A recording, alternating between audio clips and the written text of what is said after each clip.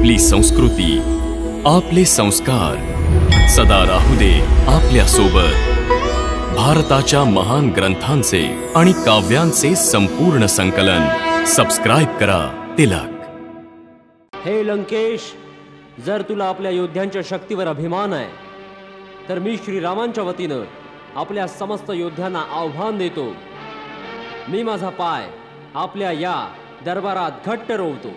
जर आपला कोणी योद्धा या पायाला जमिनीवरून उचलू शकला तर मी माझ्या स्वामींच्या वतीनं आपल्याला हे वचन देतो, ते आपली हार मानून या लंकेतून परत निघून जाते। जय श्रीराम।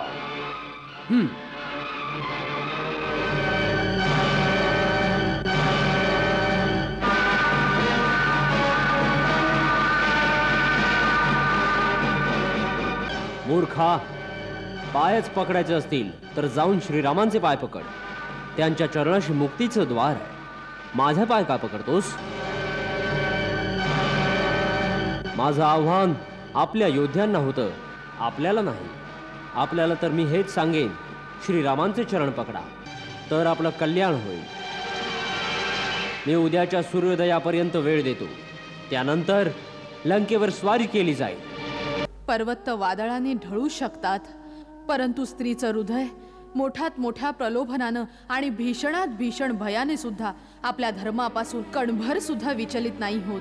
तर रावण पण जो निश्चय करतो त्यापासून कणभरच काय, अणुभर सुद्धा मागे नाही हटत। सीता एकतर रावणाच्या रणवासात राहील, नाहीतर इथंच तिची चिता जळेल। प्राणनाथ, ही दुराग्रह करण्याची वेळ नाहीये। अंगद केवळ एकाच रात्रीचा वेळ देऊन गेला आहे। ही अंतिम निर्णयाची रात्र, ही रात्र जर संधीशिवाय निघून गेली तर लंका केवळ इतिहासाच्या पानांवर लिहून ठेवली जाईल। थांब वज्रमुष्टी, छोट्या छोट्या सैनिकांवर वार करतोस निर्लज्ज। त्याच्या समोर ये, ज्याच्या गदेच्या एका वाराने वज्रही तुकडे तुकडे होऊन धूळ होते। स्वतः महाराज सुग्रीव, ठीक झाले आपण आलात। पहिल्याच दिवशी एक मोठा मोती हाती आला। सुग्रीव, वज्रमुष्टीच्या एका प्रहाराने हे मस्तक खांद्यावर नाही राहणार। दुष्टा, खाली उतर। सुग्रीव, तुझा इथेच अंत होईल। मोठ्या मोठ्या गोष्टी करू नकोस, युद्ध कर, युद्ध। वज्रमुष्टीच्या मुष्टी प्रहाराला इंद्राचे वज्रही सहन नाही करू शकले। संभाळ सुग्रीवाच्या गदेचा प्रहार। पवन देवतेचे औरस पुत्र हनुमान, हनुमान, शेवटी तुझा मृत्यू माझ्या हातात लिहिला होता। नाही, चूक झालीये तुझी सेनानायक दुर्मुख। माझा मृत्यू तुझ्या हाताने नाही, परंतु तुझ्या हातात आज मृत्यू लिहिलेला आहे। आपली रेखा वाचण्यामध्ये चूक झाली आहे तुझी। चूक तर आमच्या महाराज रावणांकडून झाली होती, की तुला जिवंत सोडून दिलं। आज लंका दहनाचं मूल्य मी तुझ्या रक्तानं चुकवणार आहे। हर हर महादेव। रावणाच्या दरबारात आल्यावर अशुभ पण शुभ होऊन जातं। बोल, काय समाचार आहे? महाराज, राजकुमार प्रहस्त। प्रहस? काय झालं प्रहसला? महाराज, राजकुमार रणभूमीमध्ये वीरगतीला प्राप्त झाले। लक्ष्मणालाच नाही, रामाच्या एका एका भावाला अयोध्येपर्यंत नाही सोडणार। जोपर्यंत चारही भावांना मारून प्रहस्तचा बदला नाही घेणार, लंकेला परत नाही येणार। नाही युवराज, नाही युवराज, ही संधी मला द्यावी। महाराज, रामाचा वध करण्याचा प्रथम अधिकार मला आहे, कारण त्याने माझ्या वडिलांचा वध केला आहे। मला आईच्या वचनाची पूर्तता करायची आहे। महाराज, माझ्या आईने पण केला आहे, जोपर्यंत रामाचे मस्तक कापून नाही आणत तोपर्यंत माझ्या वडिलांचं तर्पण नाही करू शकत। आम्ही तुझ्या मातेच्या भावनांचा आदर करतो वीर मखरक्ष। माझ्या आईच्या या संकल्पाने तुझ्याशी युद्ध करून तुझे मस्तक कापण्याचा अधिकार मला दिलाय। अवश्य, मी तुझ्या अधिकाराचा स्वीकार करत आहे। मी तुला वीर मानतो युवक, की आपले मस्तक संकटात टाकून पित्याच्या शत्रूचे मस्तक घेण्यासाठी रणभूमीत आलास। कुणाचे डोके संकटात आहे, आत्ताच निर्णय होईल। युद्ध तुझ्यात आणि माझ्यातच होईल. इतर कोणी अन्य महायोद्धा मध्ये नाही येणार. बोल, माझं आव्हान मान्य आहे? तुझी प्रत्येक इच्छा पूर्ण होईल वीरसूर.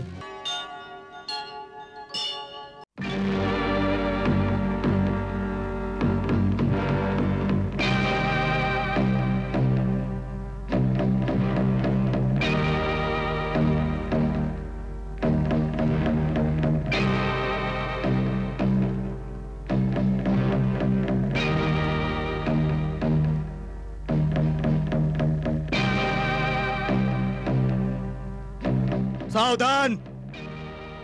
कोण आहेस तू? राजदूत. कुणाचा राजदूत? आमचे स्वामी श्री रामप्रभूंचा दूत. येण्याचा उद्देश? लंका नरेश रावणाला आमचे स्वामी श्री रामांचा संदेश देणं. तिथेच उभा राहा. सेनापतीची परवानगी मिळाल्यावरच पुढे येऊ शकशील.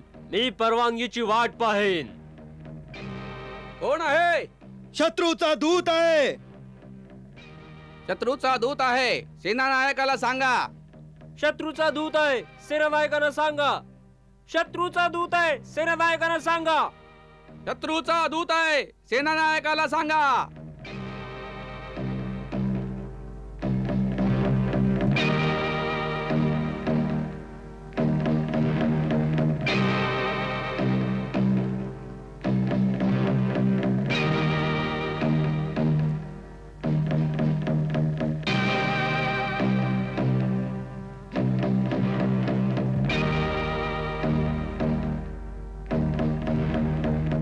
काय आहे? सेनानायक जी, शत्रूचा दूत आहे. आत येण्याची परवानगी मागतोय. येऊ दे, परंतु त्याला सांगा की त्याच्या सेनेला मागे पाठव. त्यानंतरच दार उघडलं जाईल. आपल्या सेनेला मागे जाण्यास सांगावं, नंतरच नगराचं दार उघडण्यात येईल. सर्वांनी मागे जावं.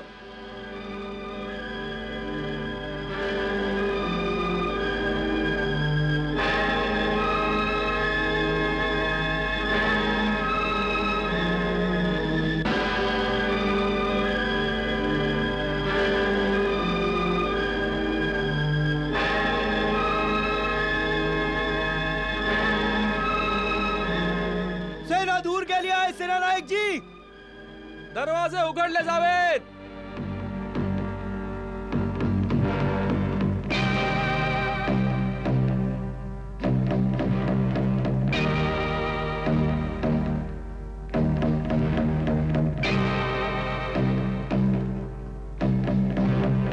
शांती दूत प्रभु रामाचा घेऊन शांती संदेश. असत अधर्म अनीतीच्या नगरी केला प्रवेश. नगरी केला प्रवेश. तुला महाराजांना भेटायचं आहे? होय. दूताला शस्त्राची आवश्यकता नसते. आपली गदा इथेच ठेव. जय श्रीराम.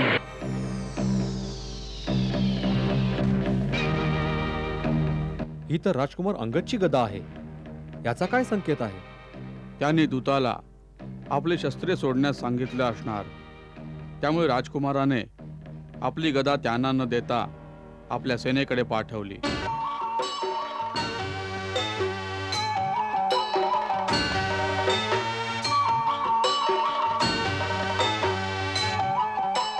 ताठमान अभिमान प्रभूच्या सेनेची शान. निर्भय सिंह सम राक्षसांच्या सेने. साहस अपार प्रभु रामाचा आधार. जणू उडी गेई महासागराच्या उदरात.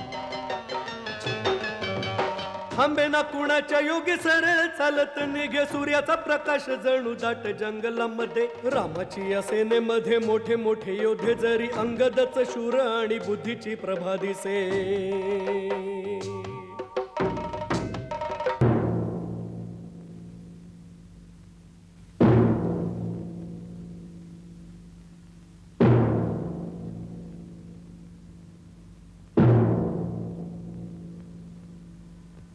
लंकेश्वरांचा विजय असो.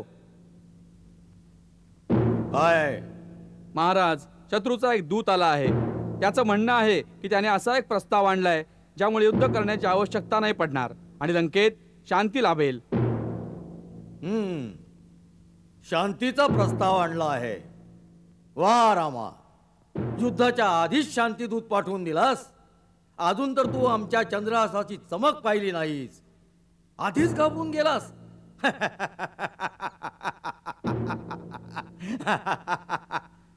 पाठव त्या दूताला. जशी आज्ञा महाराज.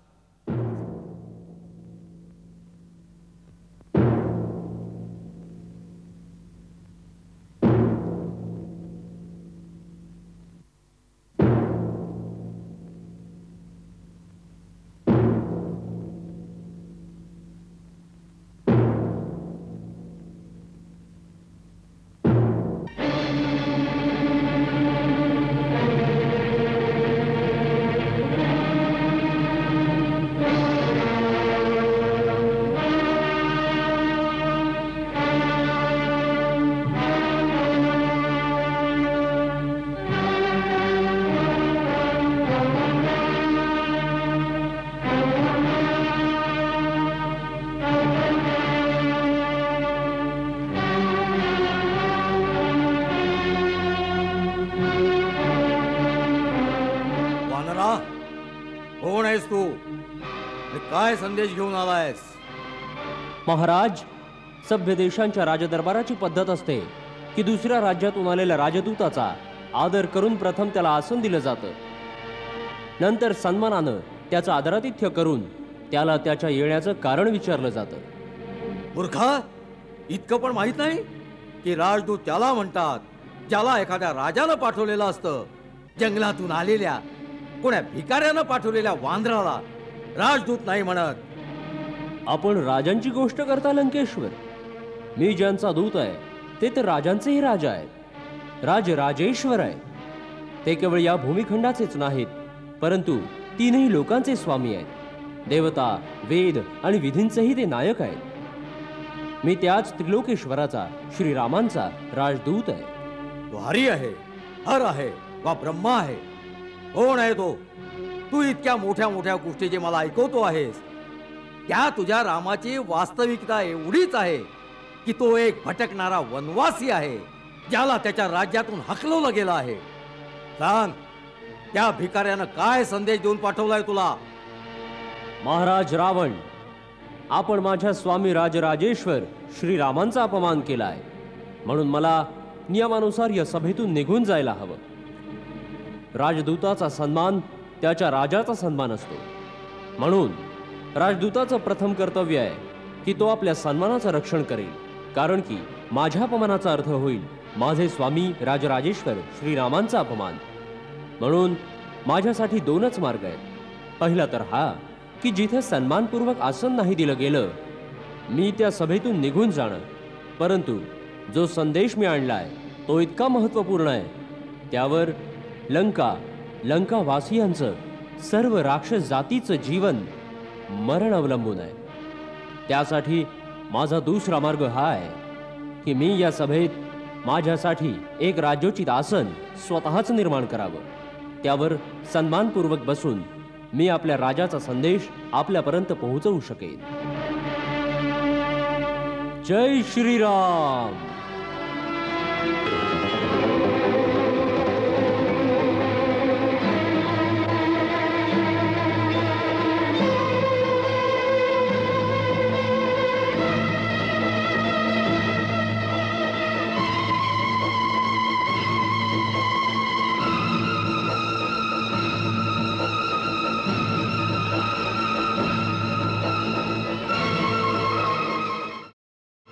श्रीराम.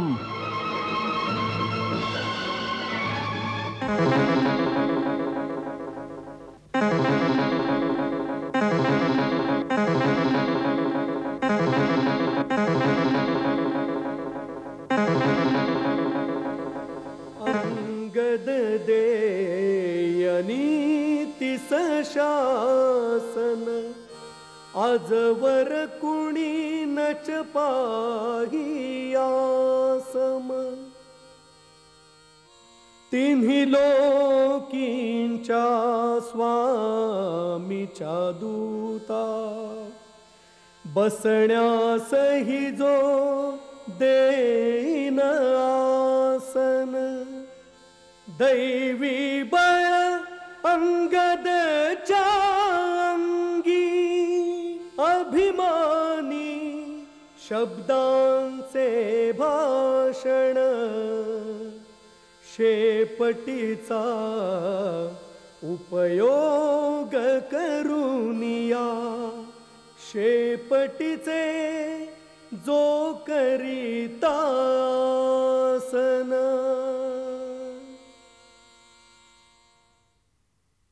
हे दशग्रीव, आता माझ्या येण्याचं कारण आहे. मी आपलं हित आणि चांगल्यासाठी श्री रघुवीरांचा दूत बनून आलो आहे. महाराज, माझ्या पित्याबरोबर आपली मित्रता होती, म्हणूनही मी आपल्याला चांगलं मत द्यायला आलो आहे. आपलं कुळ उत्तम आहे. आपण पोलिस तर ऋषींचे पुत्र आहात. आपण शिवाची आणि ब्रह्माजींची पूजा करून त्यांच्याकडून पुष्कळसे वर मिळवले आहेत आणि आपण सिद्ध केलंय. त्याच शक्तीने आपण सर्व लोकपालांना जिंकलाय. परंतु नंतर आपण काही संगदोष अथवा दुर्मतीच्या कारणानं त्या शक्तींचा दुरुपयोग करून ऋषी, देवता, गंधर्व, अप्सरा, नाग, यश आणि राजांचा मोठा अपराध केलाय. त्याच राजमदानं आंधळे होऊन आपण जगज्जननी सीतेला पळवून आणलाय. जेव्हा पापकर्म अशा प्रकारे आपल्या पराकाष्ठेला पोहोचतात तेव्हा दैवी शक्तींना पापांचा नाश करावाच लागतो. परंतु त्या नाशाबरोबरच पाप्याची मोठी दुर्गती होते. त्याचा अंत फार भयानक असतो आणि मृत्यूनंतर त्याची दशा अत्यंत दुःखद असते. आपली पाप आज आपल्याला त्या सीमेपर्यंत घेऊन आली आहे. मी आपल्या हितासाठी आपल्याला हाच सल्ला द्यायला आलो आहे की हा एकच असा क्षण आहे की जर आपल्याला हवं असेल तेव्हा रामाची क्षमा मागून त्यांना शरण जावं. श्रीरामाची ही एक पद्धत आहे की जो खऱ्या मनानं शरण आलेल्यांच्या दोषांकडे नाही पाहत. कुणी शरण आल्यावर बोलावलं की माझं रक्षण करा, प्रभू माझं रक्षण करा, अशी आर्त हाक ऐकल्यावर प्रभू शरणागताला अभय प्रदान करून संसारातील सर्व दुःखातून मुक्त करतात. त्यांच्या बाणात तिन्ही लोकांना एकदम भस्म करण्याची शक्ती असून सुद्धा ते एका खऱ्या वीराप्रमाणे दयेला नाही सोडत. म्हणून आपण माझा ऐका. याच वेळेला आपली शस्त्र खाली टाकून आणि क्षमायाचना करून आपल्या समस्त कुटुंबियांसह श्रीरामांना शरण जाऊन माता जानकीला मोठ्या आदरानं त्यांच्या पतीकडे परत करा. श्रीराम असे उदार आणि कृपाळू आहेत की आपला क्षमा शब्द ऐकण्याआधीच आपल्याला क्षमा करतील. असं आम्ही क्षमा मागितल्यावर ते आम्हाला क्षमा करतील, या गोष्टीचा तू आम्हाला विश्वास देतोस? आम्ही सीतेला घेऊन आमच्या कुटुंबियासमवेत ताठी तृण धरून त्याची क्षमा मागायला इतक्या दूर त्याच्या छावणीपर्यंत गेलो आणि त्याने आम्हाला क्षमा न करता आम्हाला बंदी बनवलं तर सर्व जग आमच्यावर असेल. या गोष्टीचा विश्वास कसा ठेवायचा? महाराज रावण प्रभूवर विश्वास ठेवलाच पाहिजे. ज्याचा प्रभूवर पूर्ण विश्वास नसतो त्याला प्रभूची प्राप्ती कधीच नाही होऊ शकत. आपल्याला सूचित करण्यासाठी मी इतकंच सांगतो की जेव्हा वानर सेनेनं सुसज्जित होऊन लंकेला चारही बाजूनं वेढलं आणि सर्वजण लंकेवर हल्ला करण्यास श्रीरामप्रभूंच्या आज्ञेची प्रतीक्षा करत होते तेव्हा त्यावेळी त्या करुणासागरानं मला बोलावून स्वतः सांगितलं की जा, रावणाला जाऊन सांग की मी युद्धाच्या ज्वाळेत लंकेच्या निर्दोष प्रजेची आहुती नाही देऊ इच्छित. जर तो जानकीला पूर्ण सन्मानानं माझ्या ताब्यात देईल तर त्याच वेळी त्याला क्षमा करेन आणि लंकेतून परत निघून जाईल. मला शांती पाहिजे. तू माझा शांतीदूत बनून महाराज रावणांच्या भेटीला जा. ही गोष्ट रामानं स्वतः म्हटली?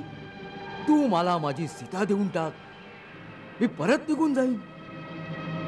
मी युद्ध नाही करणार. मला शांती हवी आहे. होय महाराज, त्यांनी स्वतःच सांगितलंय. हा, हीच गोष्ट मी तुझ्या तोंडून ऐकू इच्छित होतो. हीच गोष्ट राम म्हणाला की मी युद्ध नाही करणार, मला शांती हवी आहे. मूर्खा, या गोष्टीत तुला रामाची दया दिसली, त्याची भीती नाही दिसली की रणभूमीत रावणाच्या समोर येण्याच्या विचारानं त्या धनुर्धराचे हातपाय कापू लागले. त्याच्या प्रिय पत्नीला कोणी पकडून नेलं. त्या शत्रूसाठी इतक्या महिन्यामध्ये त्याच्या रक्तामध्ये सोडाची कोणतीही ज्वाला नाही भडकली. मग ते क्षत्रियाचं रक्त नाही, तो तुझा परमवीर, तो भिकाऱ्याप्रमाणे आमच्याकडे सीतेची भीक मागत आहे. त्याला जाऊन सांग, सीता कोणी भिक्षेत देण्याची गोष्ट नाहीये. अशी अनमोल गोष्ट तर आपल्या पराक्रमानं जिंकावी लागते. माता सीतेला त्यांनी आपल्या पराक्रमानंच जिंकलेलं होतं. महाराज, बहुतेक आपण विसरला ते शिवधनुष्य जे श्रीराम प्रभूंनी काडीप्रमाणे उचलून तोडलं होतं. त्याच धनुष्यावर आपल्या सामर्थ्याची परीक्षा पाहण्यासाठी आपणही गेला होतात. आणि ऐकलंय, ते आपल्याला उचलताही नाही आलं. प्रतिशोध वीरतेचं लक्षण नाही होत, आणि भेकडात शत्रूला क्षमा करण्याचं साहस नसतं. या दंतकथामध्ये काय ठेवलंय मूर्ख वानरा? तू म्हणाला होतास तुझे वडील आमचे मित्र होते, पण आपल्या कुळाची ओळख नाही दिलीस तू. महाराज, देवराज इंद्राचा पौत्र महाराज वालींचा मी पुत्र आहे. माझं नाव अंगद आहे. मी अशीही एक दंतकथा ऐकली आहे की माझे वडील महाराज वालींनी एका वेळी रावण नावाच्या कोण्या प्राण्याला आपल्या शेपटीत बांधून अनेक पर्वत फिरत राहिले होते. हा तोच वाली आहे ज्यानं अमृत मंथनाच्या वेळी समुद्राला घुसळण्यासाठी मदत केली होती. तू वानरराज वालीचा पुत्र आहेस? त्यांचे व आमचे मैत्रीचे संबंध होते. आम्हाला हे पाहून अत्यंत दुःख होत आहे की अशा महाबलवानाचा पुत्र असून एका तुच्छ मानवाचा दूत बनून आनंदित होत आहेस. जो तुझ्या वडिलांचा हत्यारा आहे त्याच्या मागे सेवकाप्रमाणे हात जोडून चालत आहेस. तू आपल्या वंशाला लाज आणली सांगत. असंही असेल की बालीच्या मरणानंतर सुग्रीवाच्या भयाने कुणीही बिचाऱ्या अंगदची साथ नसेल दिली, आणि हा निस्सहाय्य अवस्थेत आपले काका आणि पितृहत्या करणाऱ्याची सेवा करण्यासाठी विवश झाला असेल. तर हीच गोष्ट असेल तर आम्ही असताना तू स्वतःला असहाय्य समजू नकोस. अंगद, तू आमच्या पुत्राप्रमाणे आहेस. आम्ही तुला तुझं राज्य परत मिळवून देऊ. तुझ्या वडिलांच्या गादीवर तुझाच अधिकार आहे. तू स्वतःला असहाय्य समजू नकोस. आपल्या मनातील बदल्याची भावना विजू देऊ नकोस. तू रामाच्या विश्वासातील आहेस. त्याचा फायदा घे. एकांतात हळूच त्याचा वध करून आपल्या पित्याच्या हत्येचा बदला घे. हेच एका वीर पुत्राचं कर्तव्य आहे.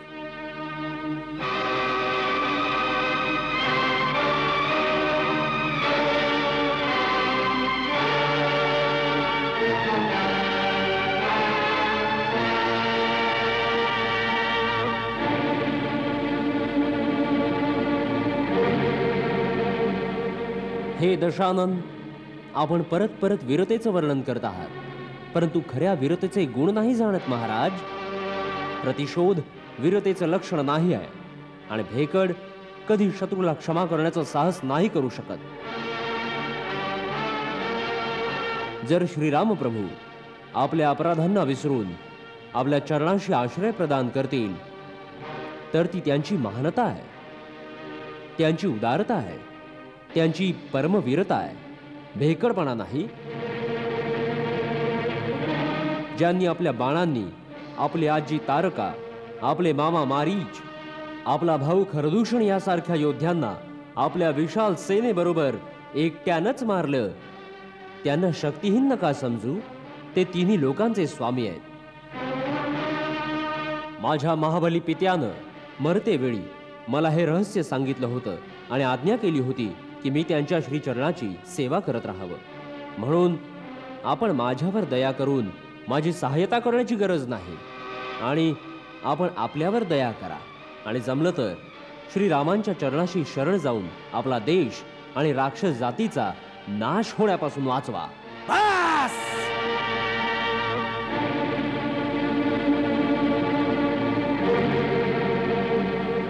खूप झाली ही वल्गना. मतिमंदा, तू रावणाच्या शक्तीला नाही ओळखलंस. आमचा हात खड्गाच्या दिशेला जातो तेव्हा आकाशात लोकपाल भीतीनं कापू लागतात. ज्या बाहूने स्वतः कैलासाला उचललं होतं त्या बाहूंच्या नुसत्या हलण्यानं देवता, गंधर्व आणि नक्षत्र पण भीतीनं श्वास रोखून ठेवतात. तुमच्या सैन्यामध्ये असा एक तरी योद्धा सांग ज्याच्याशी युद्ध करायला रावणाला आनंद होईल. आपण खरंच सांगितलं. आमच्या सेनेत असा कोणी नाही ज्याला आपल्याशी लढण्यात शोभा वाटेल. नीती म्हणते प्रीती आणि वैर बरोबरीच्यांशी करणं योग्य आहे. आपल्यासारखा पापी, कामी, स्त्री लोलूप जो लपून धोक्यानं परक्या स्त्रीला पळवून नेतो अशा नीचाबरोबर युद्ध करून कोणाची शोभा वाढेल. सावधान अंगद.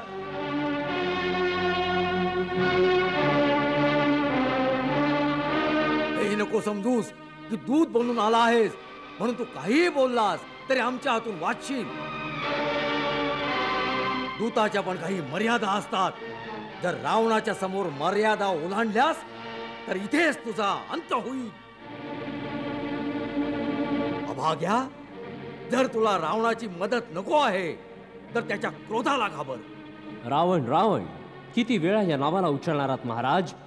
मी हे जाणू इच्छितो, जगात किती रावण आहेत? मी कितीतरी रावणांची नावं आपल्या कानांनी ऐकली आहेत. महाराज, यापैकी आपण कोणते रावण आहात? एक रावण तर मी ऐकलंय की राजा बालीला जिंकण्यासाठी पाताळात गेला होता. तिथं मुलांनी त्याला तबेल्यात बांधून खूप मारलं. तेव्हा बालीने त्याला दया दाखवून सोडून दिलं. एका रावणाच्या बाबतीत मी ऐकलंय की सहस्त्रबाहूने एका जंतूप्रमाणे किडा समजून त्याला पकडलं होतं. तेव्हा पुलिस्त मुनींनी त्याला सोडवलं. एका रावणाच्या बाबतीत सांगण्यास संकोच वाटतो, कारण असं म्हणतात की माझ्या पिताश्रींनी त्याला आपल्या काखेत दाबून आपली पूजा करत राहिले.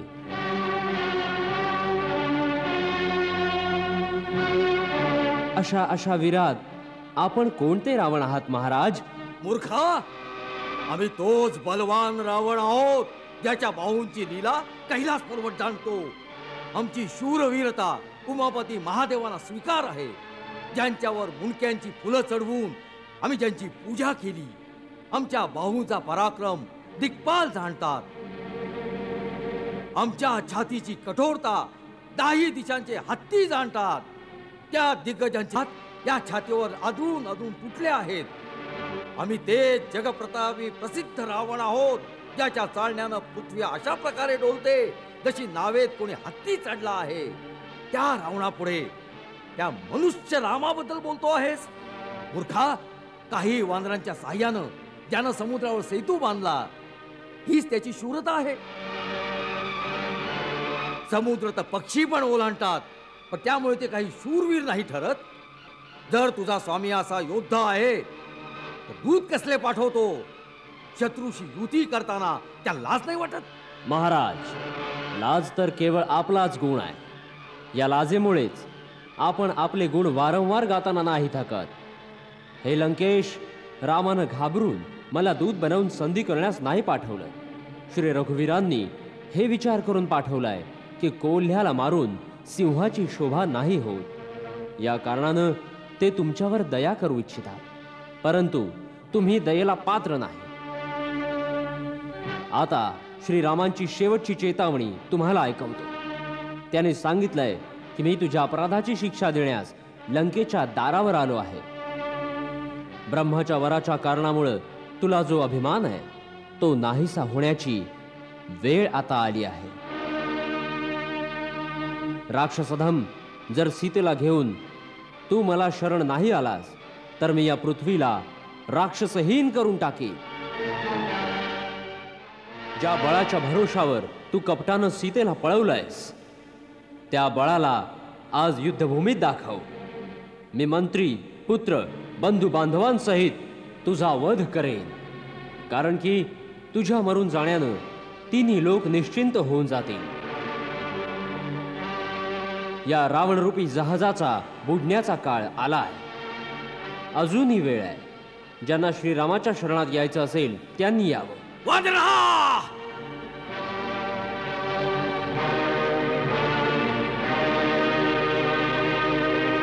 आता यानं याचा जिवंत राहण्याचा अधिकार गमावलाय.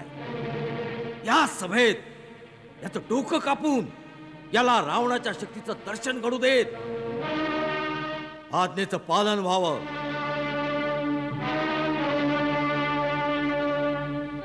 थांबा महाराज. हे बिचारे आपली शक्ती मला काय दाखवणार. मी आपल्याला माझी शक्ती दाखवतो. जय श्रीराम. जय श्रीराम.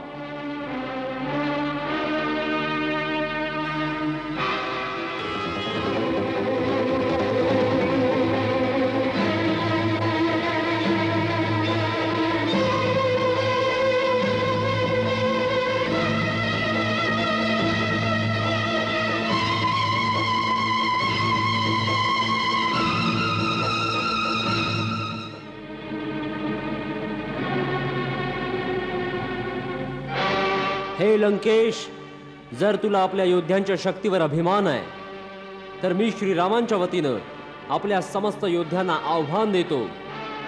मी माझा पाय आपल्या या दरबारात घट्ट रोवतो. जर आपला कोणी योद्धा या पायाला जमिनीवरून उचलू शकला तर मी माझ्या स्वामींच्या वतीनं आपल्याला हे वचन देतो, ते आपली हार मानून या लंकेतून परत निघून जाते. जय श्रीराम.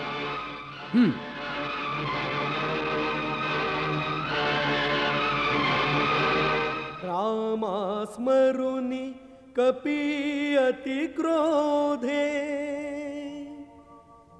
भर दरबारी पाऊल रोवे अति अचाट बळ दावे दरबारी राम सीतेचा भक्त भारी.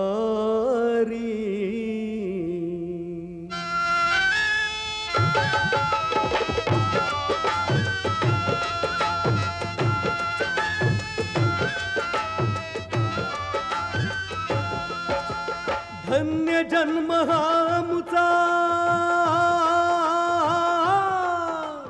धन्य जन्म हा मुचा. हिम्मत असेल तर तुम्ही यावे अंगद भर सभेत उभा.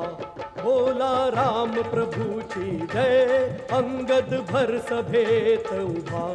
बोला राम प्रभूची जय.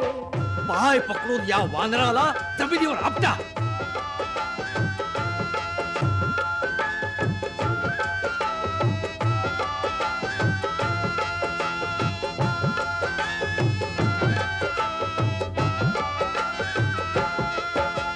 एक एक योद्धा येई हो, एक एक योद्धा येई आपली सारी शक्ती लावी. पाय जराही नत सुभर हाले. बोला राम प्रभूची जय. पाय जराही नत सुभर हाले. बोला राम प्रभूची जय.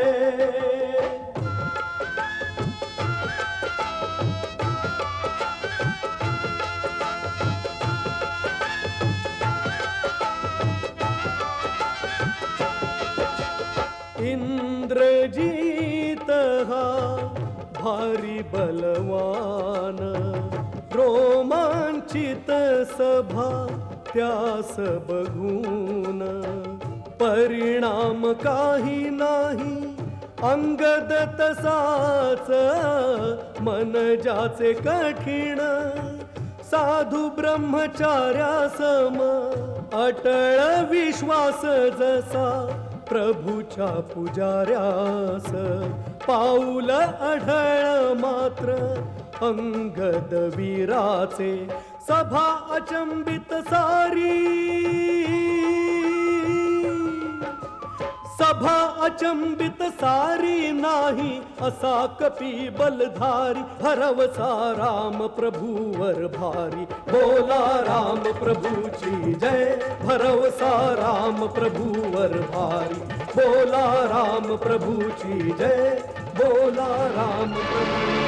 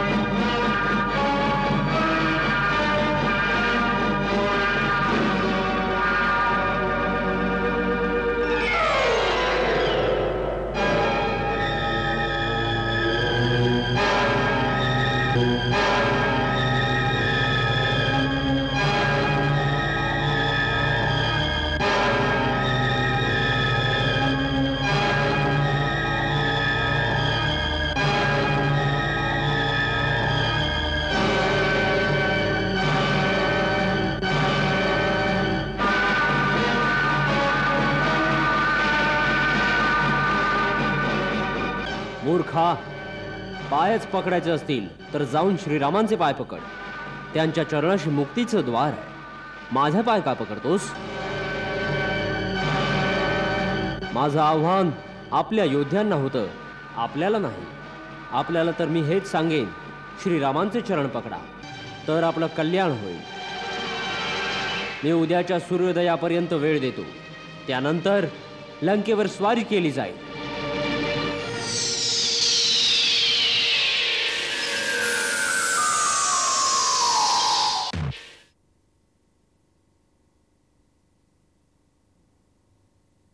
दादा, हा कोणाचा मुकुट आहे?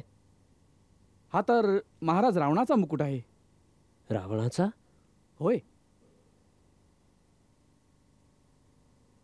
इंद्रजीत, पकड याला. जाता कामा नये. जय श्रीराम.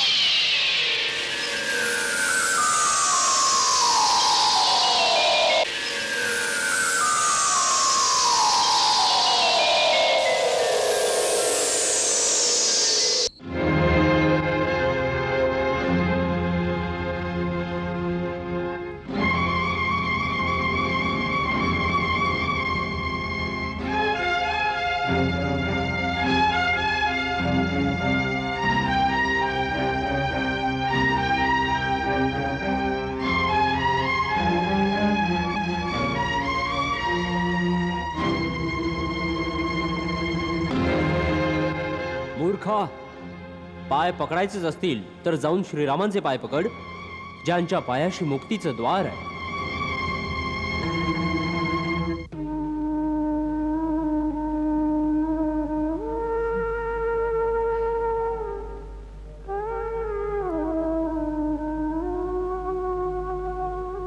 नाथ, सर्व गुरुजन आपल्याला समजावत आहेत. आपले आजोबा, आपले सासरे, आपल्या मातोश्री सर्वांनी एकच गोष्ट सांगितली आहे की सीतेला परत करून रामाच्या पायाशी शरण जाऊ. तर हीच गोष्ट तू पण सांगणार असशील तर आमचं पण उत्तर ऐकून घे. हे नाही होणार, नाही होणार, कधीही होऊ शकत नाही. रावण सीतेला आपली राणी बनवणार, तिला परत नाही करणार. परंतु सीता मानेल तेव्हा ना? मानावंच लागेल. रावणाच्या इच्छेला विरोध करणं देवी देवतांनाही जमलं नाही, तर बिचारी सीता का? महाबली, आपण चर अचर, देव दानव मानव, यम कुबेर दिग्पाल, अगदी इथपर्यंत की साक्षात काळाला सुद्धा आपल्या बाहुबळावर जिंकू शकता, परंतु एका सती सत्यवचनी स्त्रीच्या मनाला नाही जिंकू शकत. स्त्रीचं हृदय तर दया, ममता आणि प्रेमाचा अथांग समुद्र आहे. स्त्री तर प्रेमात पाकळ्यांप्रमाणे कोमल आहे, परंतु आपला सत्य धर्म पाळताना ती हिमालयापेक्षाही अधिक निश्चयी आहे. पर्वत वादळाने ढळू शकतात, परंतु स्त्रीचं हृदय मोठ्यात मोठ्या प्रलोभनानं आणि भीषणात भीषण भयाने सुद्धा आपल्या धर्मापासून कणभर सुद्धा विचलित नाही होत. तर रावण पण जो निश्चय करतो त्यापासून कणभरच काय, अणुभर सुद्धा मागे नाही हटत. सीता एकतर रावणाच्या रणवासात राहील, नाहीतर इथंच तिची चिता जळेल. प्राणनाथ, ही दुराग्रह करण्याची वेळ नाहीये. अंगद केवळ एकाच रात्रीचा वेळ देऊन गेला आहे. ही अंतिम निर्णयाची रात्र. ही रात्र जर संधीशिवाय निघून गेली तर लंका केवळ इतिहासाच्या पानांवर लिहून ठेवली जाईल. जर आपल्याला हवं असेल तर इतिहास आणि काळाच्या प्रवाहाला मृत्यूपासून जीवनाकडे वळवू शकाल. राक्षस जातीच्या येणाऱ्या पिढ्या आपल्या ऋणी राहतील. मित्रता आणि संधीसाठी पुढे आलेले रामाचे हात स्वीकार करा प्राणनाथ.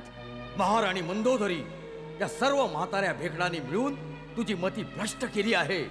त्यांच्या घाबरवण्याने भयभीत होऊन भावना वेगात येऊन आपण काय बोलत आहात ते आपण जाणत नाही.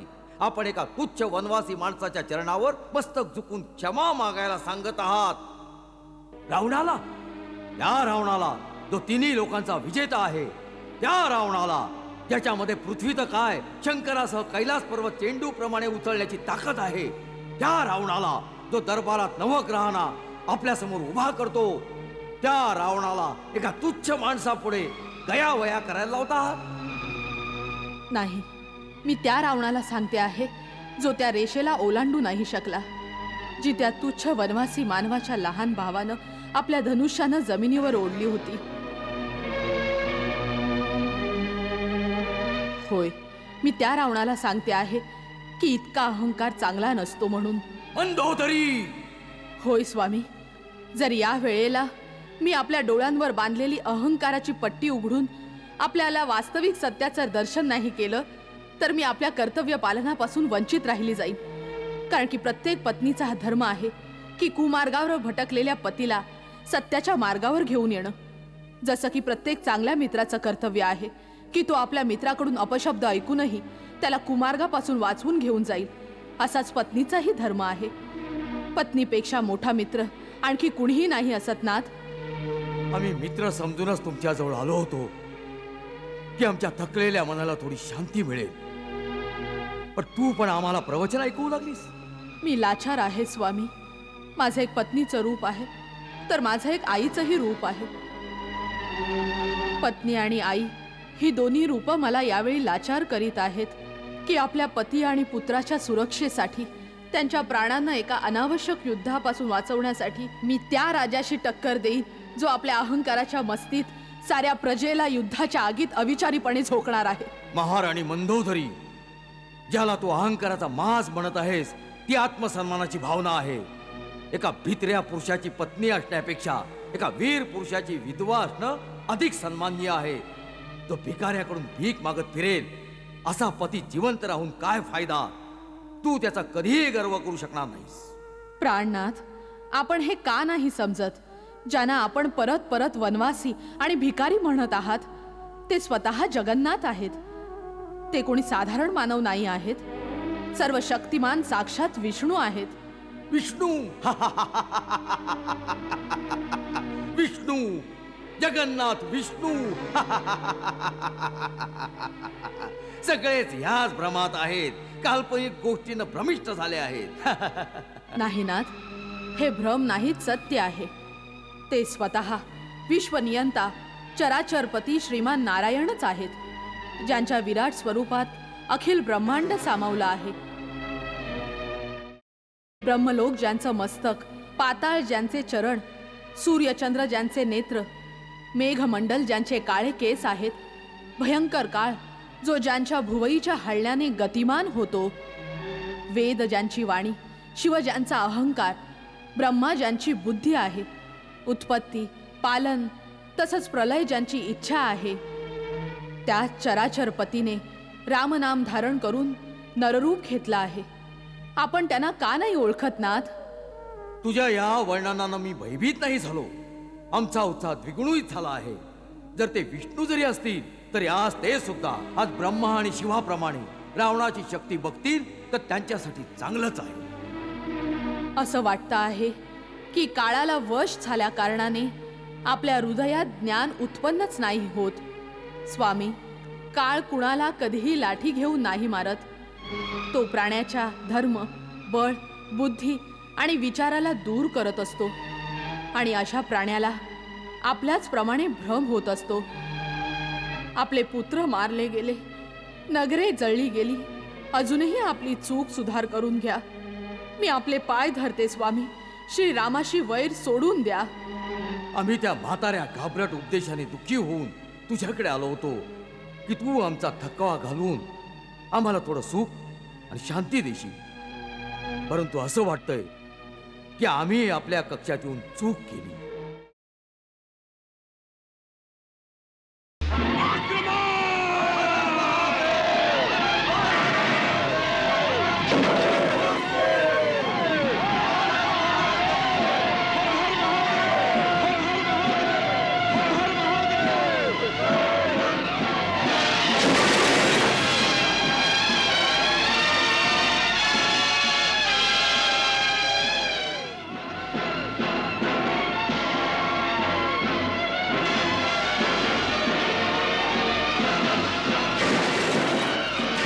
राक्षसांना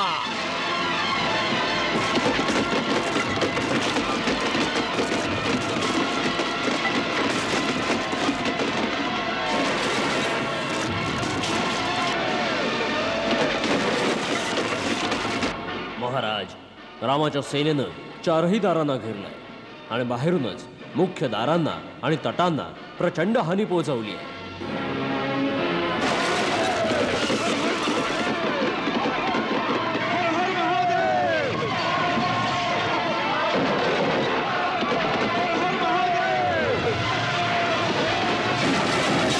युवराज इंद्रजितांचा काय विचार आहे? त्यांचा विचार आहे की आपण आपली दारं उघडून लगेच शत्रूवर आक्रमण केलं पाहिजे. ठीक आहे, सगळ्यात प्रथम पश्चिम द्वार उघडून शत्रूवर आक्रमण करा. जेव्हा शत्रूचं सैन्य बचावा करता वळून सामना करेल तेव्हा पूर्वेचं द्वार उघडून प्रहस शत्रूवरती तुटून पडेल. महाराज, युवराज इंद्रजितची हीच योजना आहे. जा, अचानक हल्ला करा.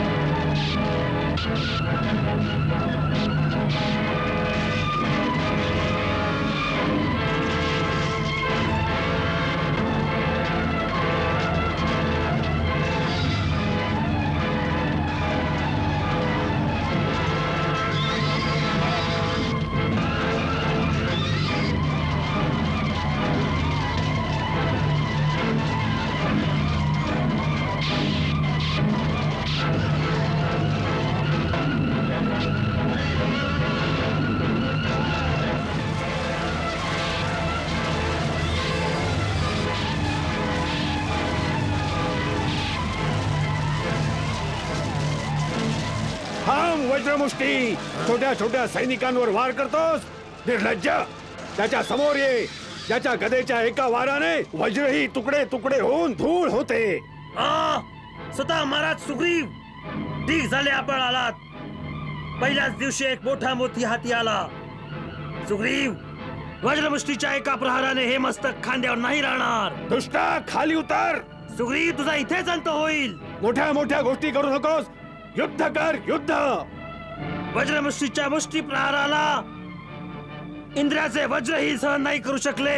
संभाळ सुग्रीवाच्या गदेचा प्रहार.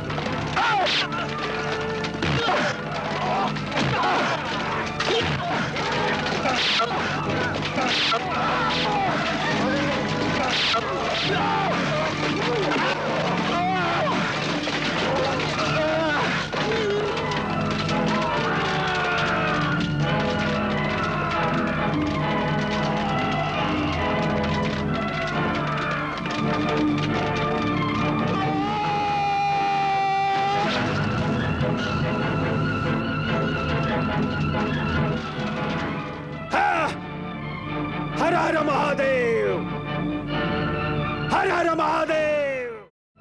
उपसेना नायक, काय समाचार आणलाय? सेनानायक वज्रमुष्टी मोठ्या शूरवीरतेनं शत्रुसेनेशी लढत असताना वीरगतीला प्राप्त झाले महाराज. वज्रमुष्टी?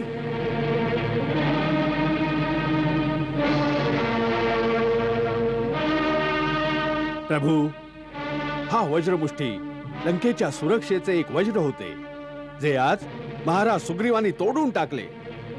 एक वज्र तर काय, मोठी मोठी शिखरं ढळतील लंकेची. लक्ष्मणा, हा तर एक छोटा तारा तुटला आहे. अजूनही मोठे मोठे धूमकेतू भरून पडले आहेत लंकेच्या आकाशात. दादा, वेळ येऊ दे. आपल्या श्रीचरणांच्या प्रतापाने लंकेच्या आकाशात केवळ रघुवंशाचा सूर्य चमकत राहील आणि हे सर्व धूमकेतू त्याच्या प्रकाशात विलीन होऊन जातील.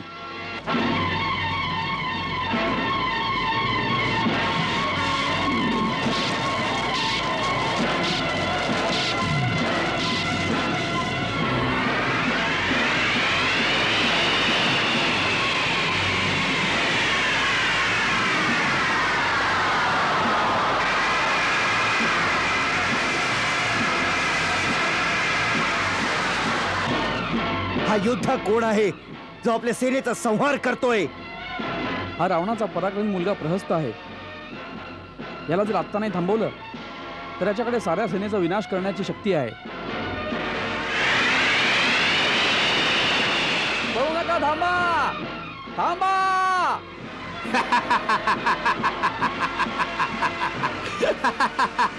खेकड्यांनो, कुठे पळून जाताय? ह्याच शक्तीच्या भरोश्यावर लढायला आला होतात?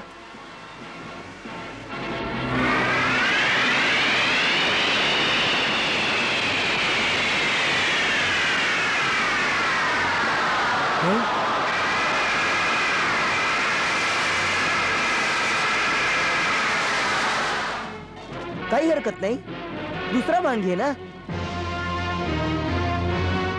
चांगलं झालं तू आलास. मी तुझीच वाट पाहत होतो. म्हणून तर मी तुझ्या वानर सेनेला आतापर्यंत एवढा त्रास देत होतो. म्हणजे तुम्ही दोघे भाऊ त्यांच्या रक्षणासाठी स्वतः याल. त्यामुळे तुम्हा दोघांना एक साथ मारणे माझ्याकरता सोपे होईल. तुझा दुसरा भाऊ कुठे आहे? त्यालाही बोलावून घे. मी महाराज रावणाचा पुत्र प्रहस्त तुम्हाला आज्ञेशिवाय लंकेत आल्याबद्दल दंड देऊ इच्छितो. हे न्यायाधीश, एका एका भावाला वेगळा वेगळा दंड देणंच योग्य होईल. प्रथम लहान भावाशी तर निपटून घे. जर जिवंत राहिलास तर मग मोठ्या भावाचं पण दर्शन घेशील.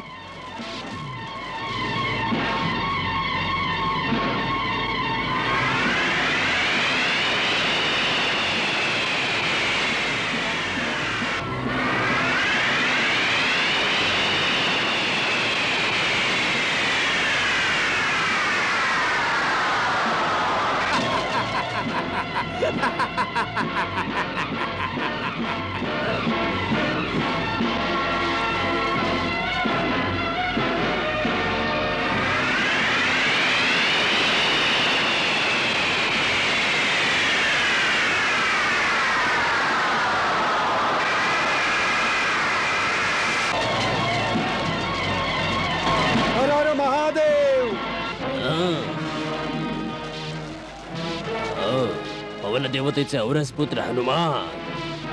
हनुमान, शेवटी तुझा मृत्यू माझ्या हातात लिहिला होता. नाही, चूक झालीये तुझी सेनानायक दुर्मुख. माझा मृत्यू तुझ्या हाताने नाही, परंतु तुझ्या हातात आज मृत्यू लिहिलेला आहे. आपली रेखा वाचण्यामध्ये चूक झाली आहे तुझी. चूक तर आमच्या महाराज रावणांकडून झाली होती की तुला जिवंत सोडून दिलं. आज लंका दहनाचं मूल्य मी तुझ्या रक्तानं चुकवणार आहे. हर हर महादेव.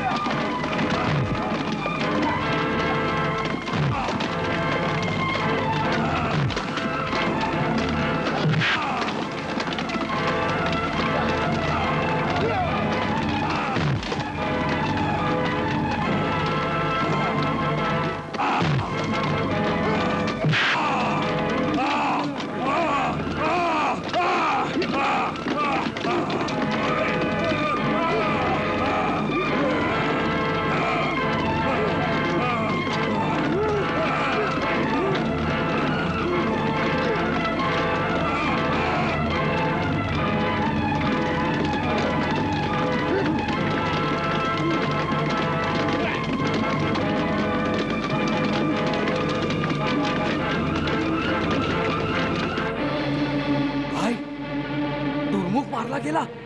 नाही नाही नाही नाही, दुर्मुख म्हणजेच यमाचं मुख.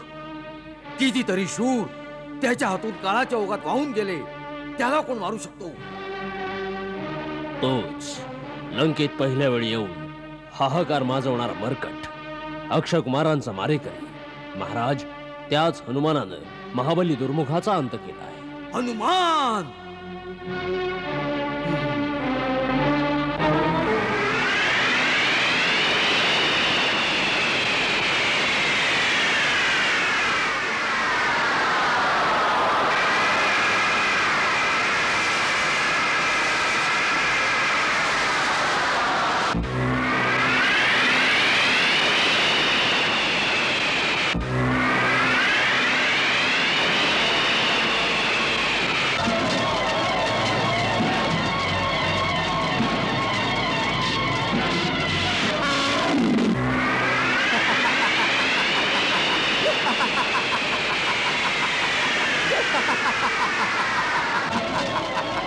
मूर्खा, निरपराध वानरांची हत्या करतोयस.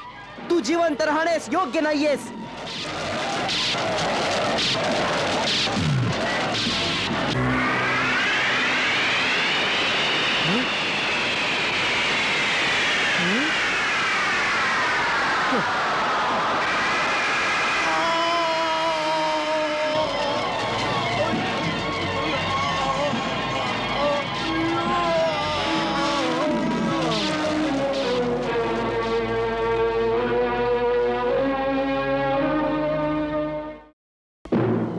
बोल, बोलत का नाहीस?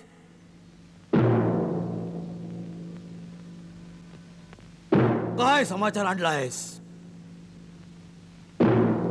महाराज, मोठा अशुभ समाचार आहे. रावणाच्या दरबारात आल्यावर अशुभ पण शुभ होऊन जातं. बोल, काय समाचार आहे?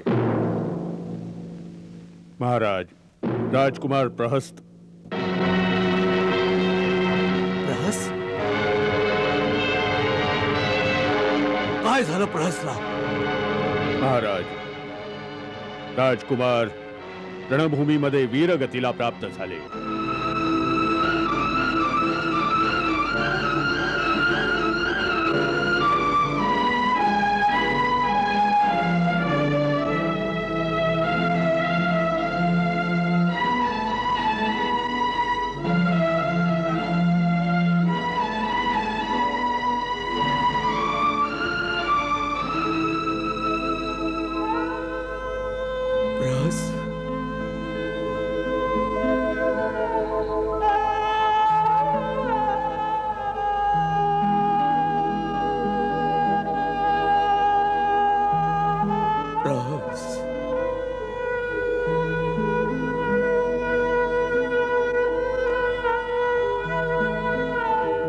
लंकेचा एक कणा आज ढासळला इंद्रजीत, ढासळला.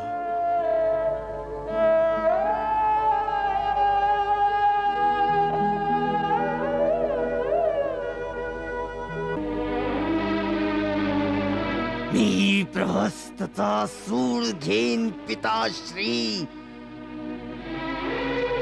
लक्ष्मणालाच नाही, रामाच्या एका एका भावाला अयोध्येपर्यंत नाही सोडणार.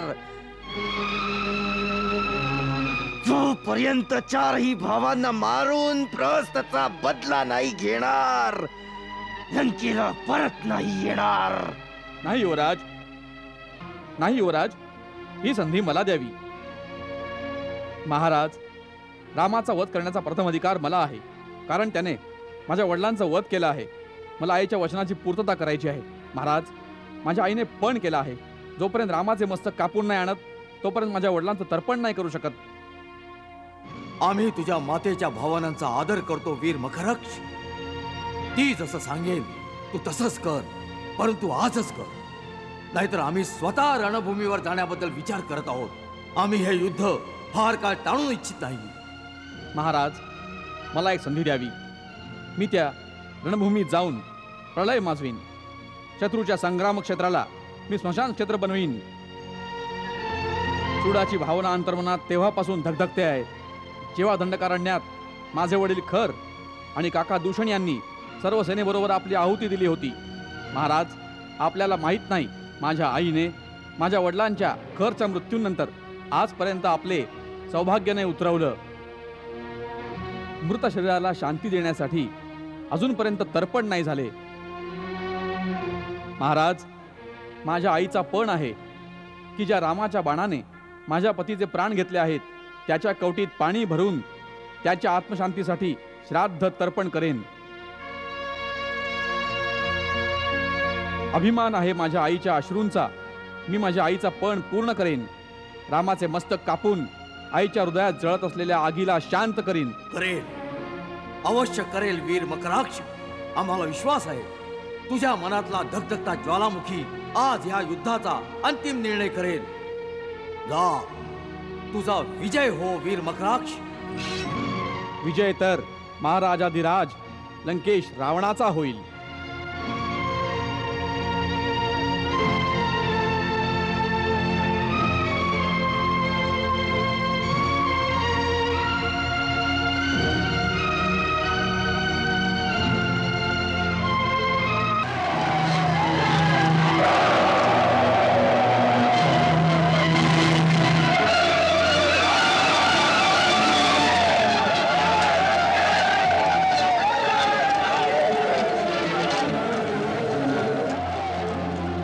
आहे हा? रावण आलाय का? नाही, रावण नाही. मग हा कोण आहे? मकराक्ष. मकराक्ष कोण? रावणाचा भाऊ, सेनाधिपती खरचा पुत्र. म्हणजे जो पंचवटीत होता? होय, तोच. त्याच्या मनातही सुडाची ज्वाला धगधगत असणार.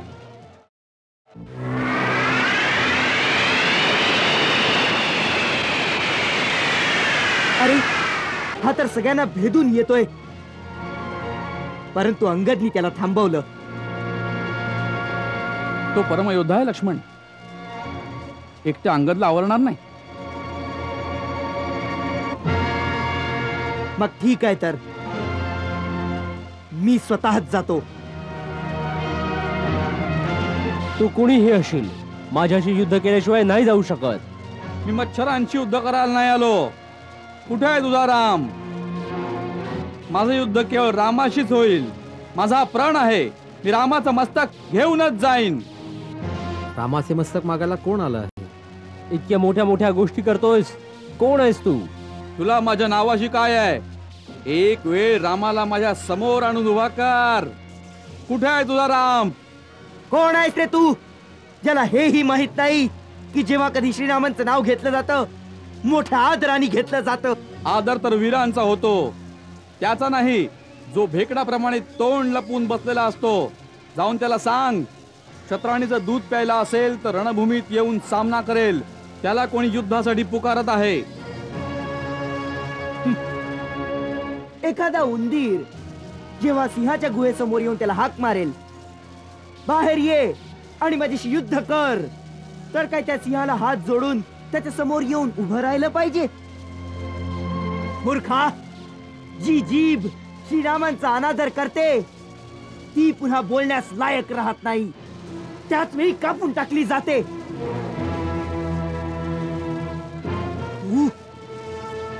दूध पिणाऱ्या एका अज्ञान बालकाप्रमाणे तर्क करतोयस, म्हणून मला तुझ्यावर आणि तुझ्यासाठी अश्रू ढाळणाऱ्या त्या मातेवर दया येते. माझी आई एक राक्षस माता आहे. तिला आर्य स्त्रियांप्रमाणे रडणे कडणे नाही माहीत. त्याच आईनं मला आज्ञा केली आहे की त्या रामाचं मस्तक कापून माझ्या समोर आण. मग आता काय होणार? कारण मी असेपर्यंत तुझं श्रीरामांपर्यंत पोहोचणं असंभव आहे. हो, जर तुला आईला प्रसन्नच करायचं असेल तर श्रीरामांच्या चेहऱ्याचे एक चित्र घेऊन जा. त्याच्या दर्शनाने तरी त्या प्रसन्न होतील. हा, मुलांना ज्याप्रमाणे चित्रात चांदोबा दाखवतात त्याप्रमाणे श्रीराम दाखव. लक्ष्मण, अंगद,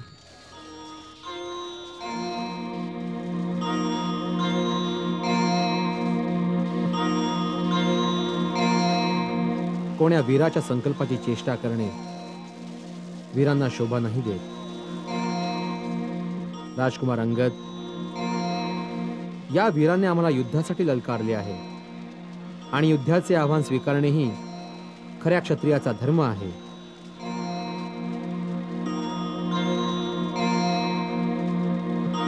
हे वीर युवक, मी तुझे हे आव्हान स्वीकार करत आहे.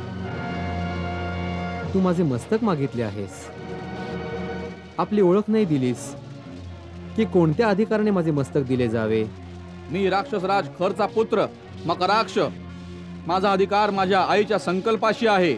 माझा अधिकार तुझ्या हातून माझ्या वडिलांच्या वधा कारणानेही आहे. माझे शूरवीर वडील जनपद अधिनायक राक्षसराज खर पंचवटीमध्ये तुझ्याशी युद्ध करताना वीरगतीस प्राप्त झाले. त्यांचा पुत्र होण्याच्या नात्यानं या गोष्टीचा सूड घेण्यासाठी मी तुला युद्धासाठी ललकारतो. माझ्या आईचा हा संकल्प आहे. ज्या रामाच्या बाणानं माझ्या पतीचं शिरविच्छेदन केलंय, त्या रामाच्या कवटीमध्ये भरलेल्या पाण्याद्वारे मी माझ्या वडिलांचं श्राद्ध तर्पण करू शकतो. माझ्या आईच्या या संकल्पाने तुझ्याशी युद्ध करून तुझे मस्तक कापण्याचा अधिकार मला दिलाय. अवश्य, मी तुझ्या अधिकाराचा स्वीकार करत आहे. मी तुला वीर मानतो युवक, की आपले मस्तक संकटात टाकून पित्याच्या शत्रूचे मस्तक घेण्यासाठी रणभूमीत आलास. कुणाचे डोके संकटात आहे आत्ताच निर्णय होईल. युद्ध तुझ्यात आणि माझ्यातच होईल. इतर कोणी अन्य महायोद्धा मध्ये नाही येणार. बोल, माझं आव्हान मान्य आहे? तुझी प्रत्येक इच्छा पूर्ण होईल वीरसूर. आणि ऐक, मी तुला वचन देत आहे, जर तुझ्या हातून मला वीरगती प्राप्त झाली तर या मस्तकावर तुझा अधिकार असेल. मरणोपरांत मी हे मस्तक तुला दान करत आहे. विभीषण, सुग्रीव, अंगद, तुम्ही सर्व या वचनाचे साक्षी आहात. लक्ष्मणा, काय दादा? माझे हे वचन पूर्ण करणे तुझा धर्म असेल. रघुवंशीयांच्या वचनाचे मोल तू चांगल्या प्रकारे जाणतोस.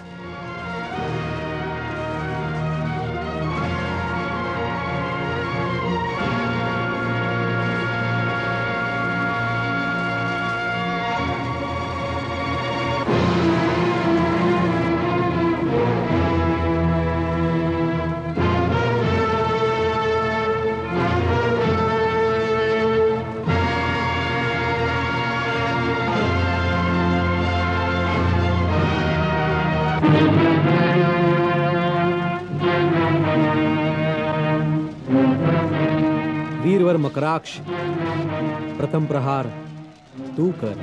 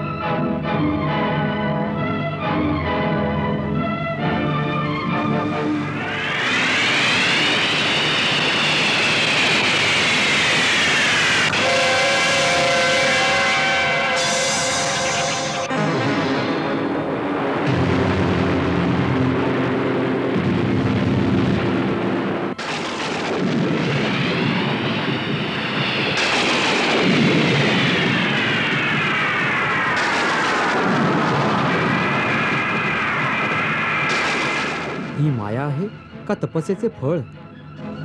प्रभू, त्याने पवन देवता वायू आणि वर्षाची देवता वरुण यांना आपल्याकडे वश करून ठेवलंय. हे सर्व त्याने दिलेल्या दिव्य अस्त्रांचा प्रभाव आहे. आपण जर वायुरास्त्र आणि वरुणास्त्राचे अनुसंधान कराल तर यातून मुक्ती होईल.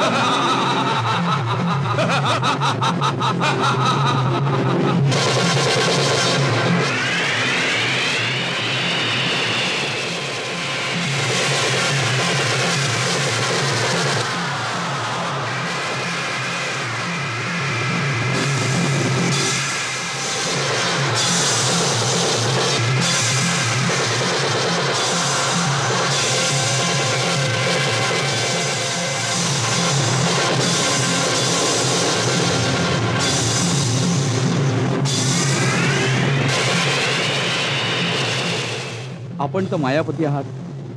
त्या सर्व मायावी पुरुषात जो वास्तविक मकराक्ष आहे त्याची एकच ओळख आहे. केवळ त्याच्याच घावातून रक्त येताना दिसेल. मायावी मकराक्षांचे घावातून रक्त नाही वाहणार.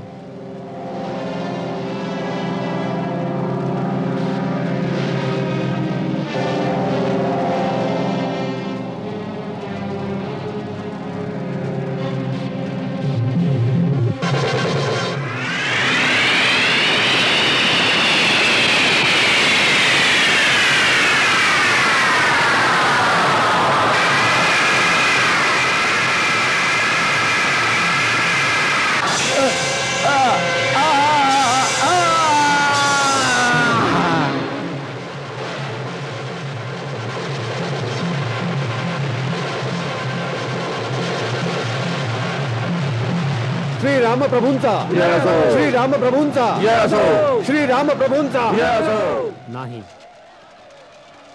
जय तर या महापुत्र योद्ध्याचा, या मातृभक्त प्रचंड पराक्रमीचा. आईच्या संकल्पावर आपले प्राण अर्पण करणाऱ्या सुपुत्रा, तुला राम प्रणाम करतो.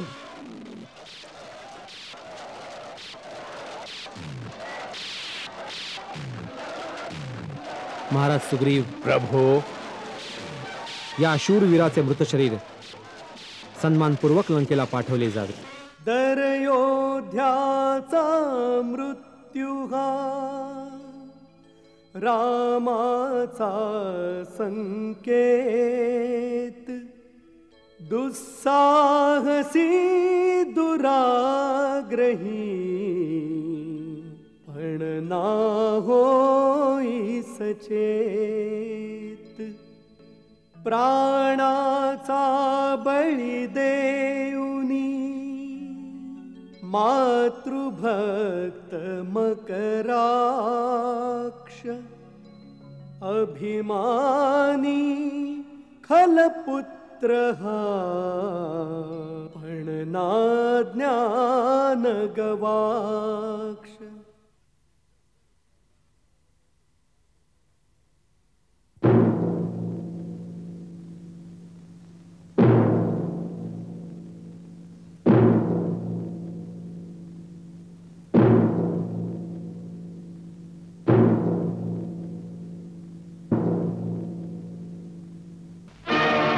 वीर मकराक्ष, तू तर वीराप्रमाणे रणभूमीवर आपले प्राण गमावून गौरवानं मस्तक उंच करून त्या लोकात आपल्या पित्याकडे निघून गेलास. पण लज्जेनं आमचं मस्तक झुकलं. आज आम्ही तुझ्या पित्याचे ऋणी झालो. आम्ही वीरवराला काय उत्तर देऊ, जो आपला पुत्र आमच्याकडे सोपून गेला होता. आम्ही त्याचं वानरांपासून रक्षण करू शकलो नाही. हे पाप आम्ही कसं धुवून काढणार, हे ऋण आम्ही कसं चुकवणार. आज्ञा द्यावी पिताश्री. राम आणि लक्ष्मणाच्या रक्ताचे हे डाग मी आजच धुवून टाकतो. आपले ऋण मी चुकवीन. नाही मेघनाथ, हे ऋण आमचं आहे आणि ते आम्हीच चुकवणार. नाहीतर आम्ही आमचा भाऊ करला काय तोंड दाखवणार. तेव्हा आमचा पुत्र प्रहस्त मारला गेला, तेव्हा आम्हाला शोक अवश्य झाला होता. पण त्याच्या मृत्यूला आम्ही लज्जित नव्हतो झालो, कारण तो आमचा पुत्र होता, आमचं धन होतं. आम्ही उधळून टाकलं. पित्याचा आपल्या पुत्राच्या जीवनावर पूर्ण अधिकार असतो, परंतु आपल्या भावाच्या पुत्राचं आपल्या स्वार्थासाठी बलिदान देण्याचा आम्हाला काही अधिकार नाही. याच्या मृत्यूचा आमच्यावर कर्ज झाला आहे.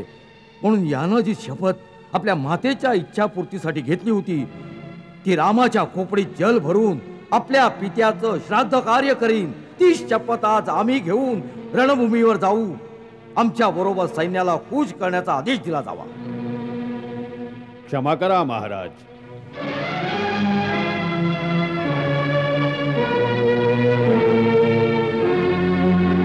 हे रणनीतीच्या विरुद्ध होईल. जेव्हा एखादा सेनानायक अथवा एखादा महारथी जिवंत असेल, तेव्हा राजाचे स्वतः युद्धभूमीत उतरणे नीती संमत नाही होत. एक तर त्यामुळे राजाच्या शक्तिहीनतेचा आभास होतो. दुसरं, सेनापती अथवा महारथीच्या मृत्यूमुळे राजा पराजित नाही होत, परंतु जर राजाला काही झालं तर साऱ्या देशाचा पराभव त्या क्षणी होत असतो. सेनापती कंपन, तू फक्त सिंहासनाची शोभा वाढवणाऱ्या कोणा राजाशी बोलत नाहीयेस. तू महारथियांचा महारथी, तिन्ही लोकांचा विजेता, परमशूर रावणाशी बोलत आहेस. आम्ही हे पण पाहत आहोत की शत्रू एक साधारण योद्धा नाही, आमच्या महारथींच्या हातातला नाहीये. तो अशा प्रकारे आमच्या महारथींचा एक एक करून अंत करून टाकेल तर आमच्या सैन्याचं मनोबल दिवसागणिक क्षीण होत जाईल आणि त्यांचं यश आणि मनोबल अशा प्रकारे उजळून निघेल, ज्याप्रमाणे जशी यज्ञात तुपाची आहुती पडल्यावर अग्नीची ज्वाळा भडकून उठते, यापूर्वी की ती ज्वाळा त्याच्या यज्ञशाळेपासून फैलावत जाऊन आमच्या पूर्ण देशाला भस्म करून टाकेल.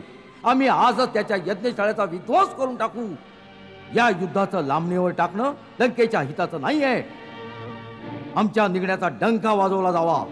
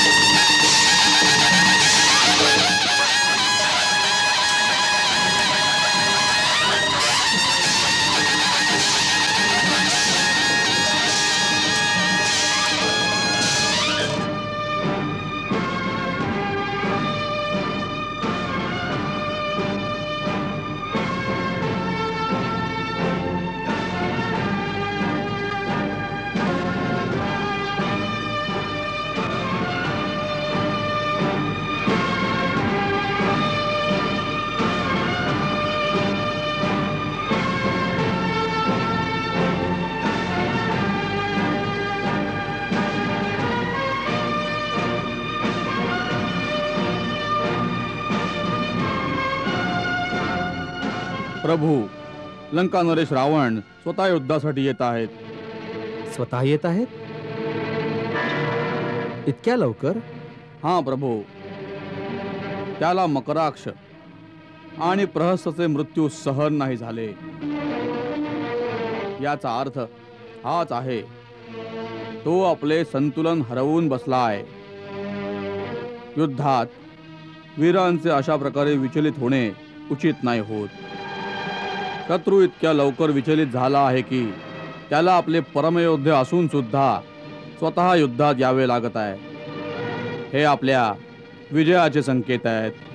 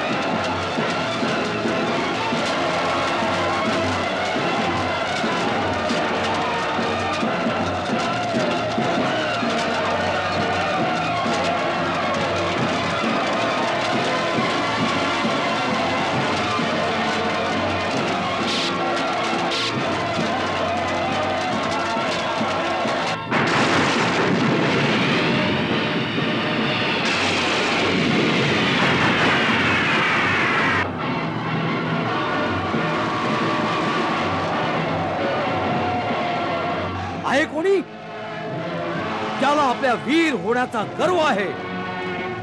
रणभूमीत उभा असलेला रावण युद्धाचं आव्हान देत आहे. आहे कोणी? रावण, इथे तर एकापेक्षा एक असे वीरच वीर आहेत. तू ज्याच्याशी हरू इच्छितोस त्याला स्वतःच निवड.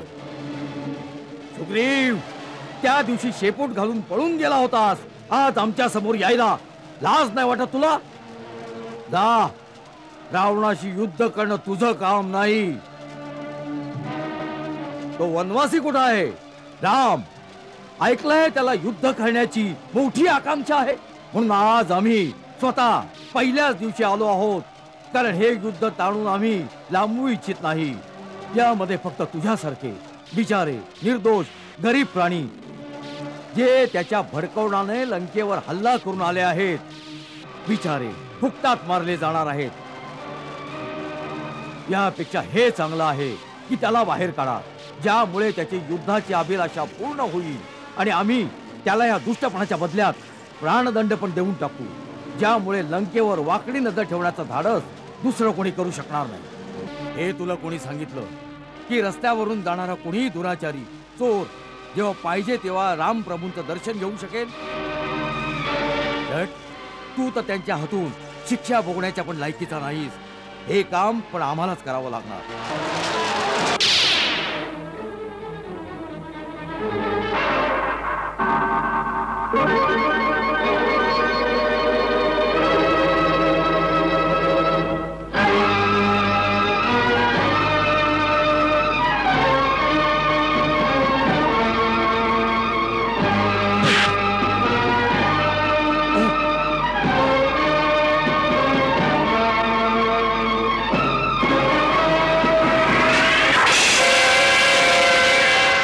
निर्लज्जा, एका निशस्त्र योद्ध्यावर बाण चालवतोयस.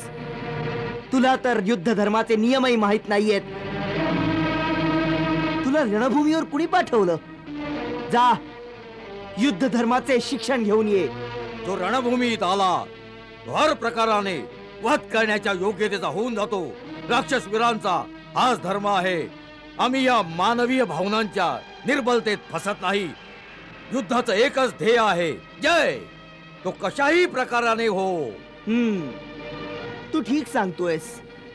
नियम, नीती, धर्म ह्या सर्व गोष्टींशी तुझ्यासारख्या लंपट दुराचाराचं काय नातं? या तर सभ्य लोकांच्या गोष्टी आहेत. तुझ्यासारख्या असभ्य जनावरांना अशा गोष्टी कधीच नाही समजणार. तुझ्या शिवीचं उत्तर माझा हा पहिला बाण देईल.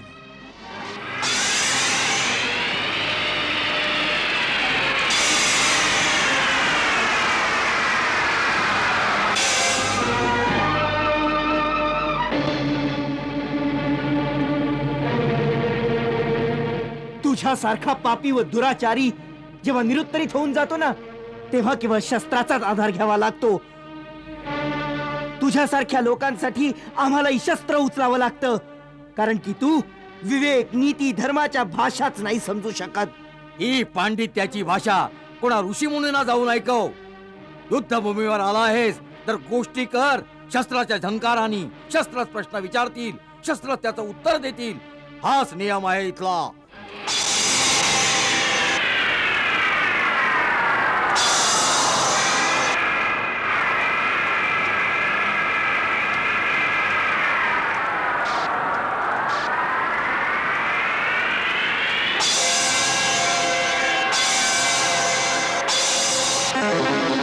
आपण स्वतः जा प्रभू. आपल्याशिवाय त्याचा सामना कोण करू शकेल? तो एकटाच आपल्या अनेक योद्ध्यांना मारून आपल्या सेनेचे मोठे नुकसान करू शकतो. युद्धाच्या पहिल्या दिवशीच जर शत्रूचा प्रभाव अशा प्रकारे वाढला तर आपल्या सेनेच्या मनोबलाचे नुकसान होते.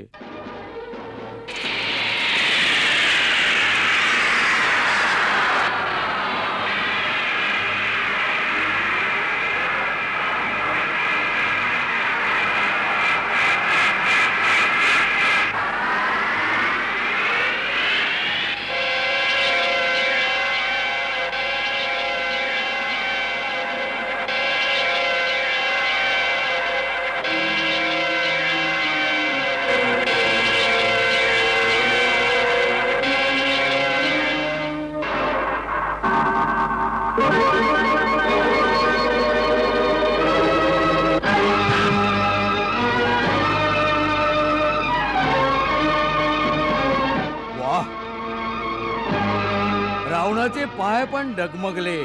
काय बात आहे. एक संधी आम्हाला पण द्या.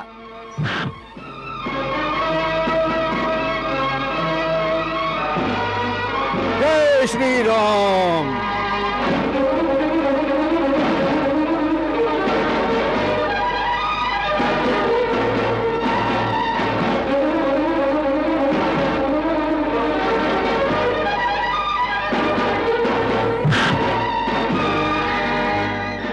वा रावण वा. जय श्रीराम. भगवान शिवाच्या त्रिशूळाप्रमाणे प्रचंड वायुपुत्र हनुमानाच्या गदेचा प्रहार तू सहन केलास. तू परमशक्तिशाली आहेस. परंतु किती दुःखाची गोष्ट आहे की अशा शक्तीचा प्रयोग तू अधर्माच्या कार्यासाठी केलास आणि या दुर्दशेला येऊन पोहोचलास. दुर्दशा? कोणाची दुर्दशा? आमची का तुझी? तुझी.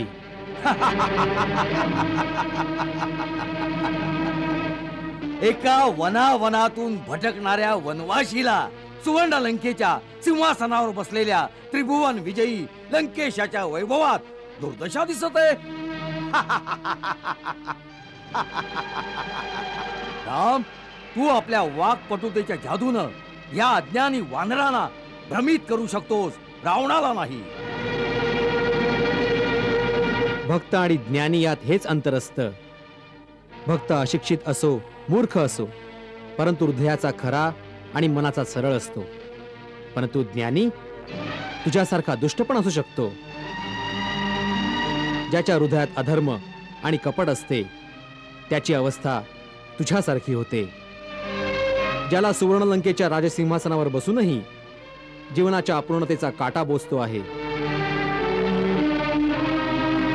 यावेळी तुझ्या हृदयात केवळ अशांती, चिंता आणि एक तडफड राहिली आहे, आणखीन काही नाही. तुझ्यासारख्या प्रत्येक दुराचार्याला एका वेळेस या गोष्टीचा असा आभास होतो की त्याची अंतिम वेळ आली आहे आणि तेव्हा तो एका घायल सापाप्रमाणे सुरक्षेसाठी बीळ शोधत हिंडतो, परंतु त्याला कुठेही सुरक्षा नाही मिळत. तीच अवस्था यावेळी तुझी आहे. तुझी अंतिम वेळ आली आहे.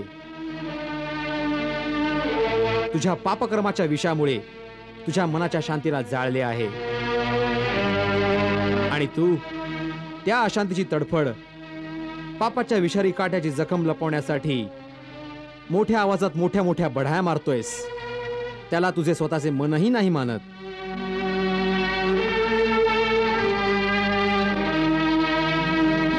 रावण, ह्याच अवस्थेचे नाव दुर्दशा आहे.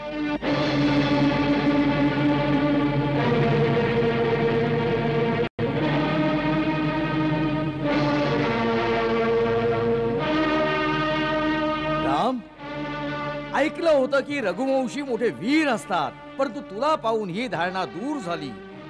तू तर कोणा राजाच्या दरबारातील उपदेश ऐकवणारा भाट किंवा पंडिताप्रमाणे कुणी उपदेशक वाटतोस. अरे, जे वीर असतात ते धनुष्यबाणाने बोलतात, तोंडानं नाही.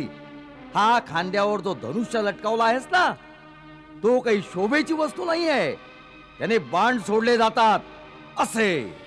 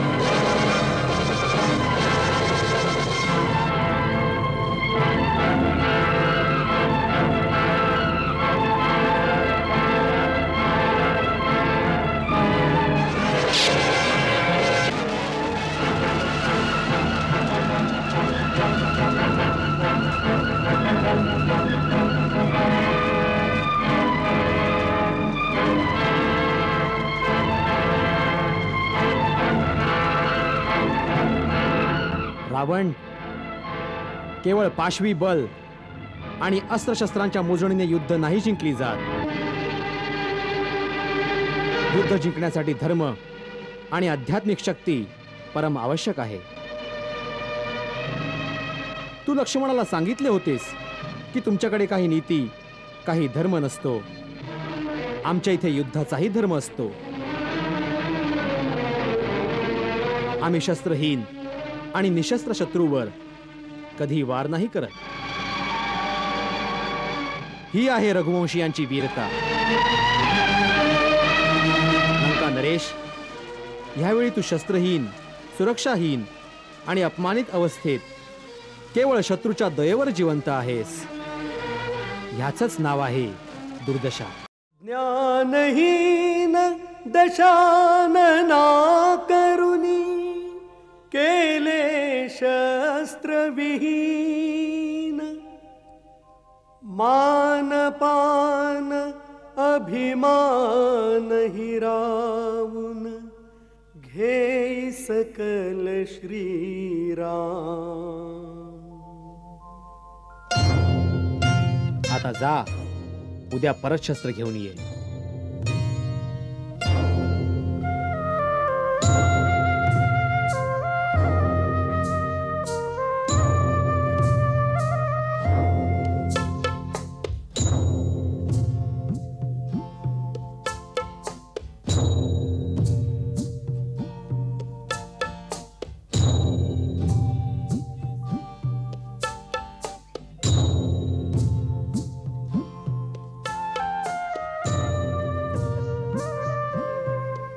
झुकवुनी मानही लपवुनी चेहरा हरण्याच्या शंकेने तळमळे हा असा.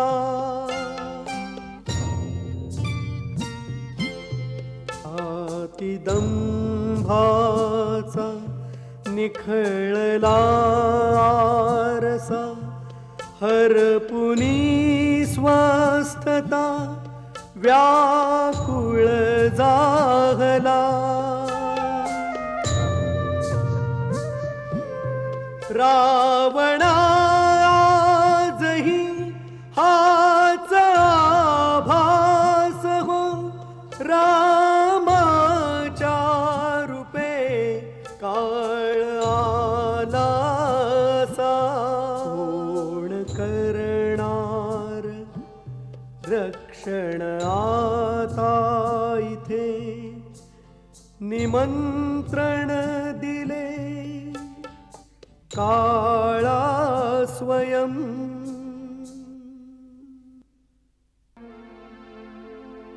वाटेने रथातून जाई जसा पथ चाले आता पायी स्वता. सुड भावना धरुनी मनी अपमानाची काजळी मुखावर चढे. हा राम द्वेष्टा येता रामा पुढे अहम ब्रह्मास्मीचे पंख जळे. तुटतो तेव्हा उंचीचा भ्रम शरमेने मुख हे डागळे.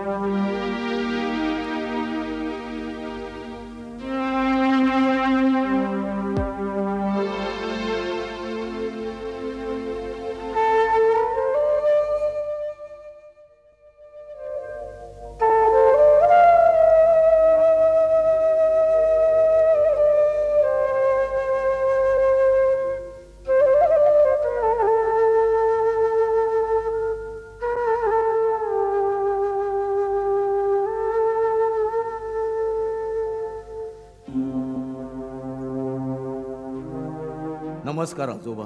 चिरंजीवी हो, यशस्वी हो.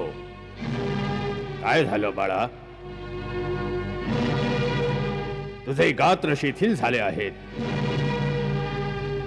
तुझ्या चेहऱ्यावर चिंतेचे ढग घिरट्या घालत आहेत. तुझ्या विशाल डोळ्यांमध्ये निराशेची उदासीनता मिणमिणत आहे. आजोबा, आपण आमची मजा बघायला आलात? आमचा अपमान करायला आलात? हे काय बोलतोयस लंकेश? की परत तीच गोष्ट सांगायला आलात की सीतेला घेऊन रामाच्या चरणावर जाऊ? नाही, आता ती गोष्ट सांगण्याची वेळ नाहीये. होय पुत्रा, युद्धाला थांबवण्यासाठी माझा तो सल्ला त्यावेळी योग्य होता. परंतु आता युद्ध आरंभ झाले आहे. आता मी तुला अशी कोणतीही गोष्ट नाही सांगणार ज्यामुळे लंकेच्या यशाला डाग लागेल. आता तर शूरवीराप्रमाणे लढले पाहिजे.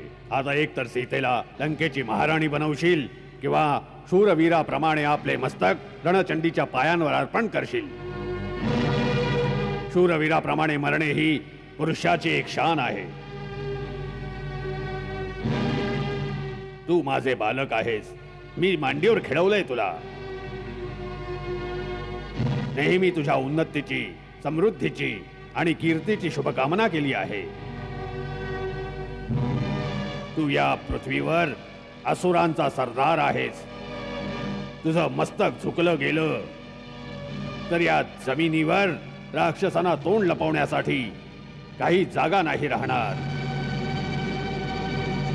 मी हे विचारायला आलो आहे की तू इतका निरुत्साही का झाला आहेस?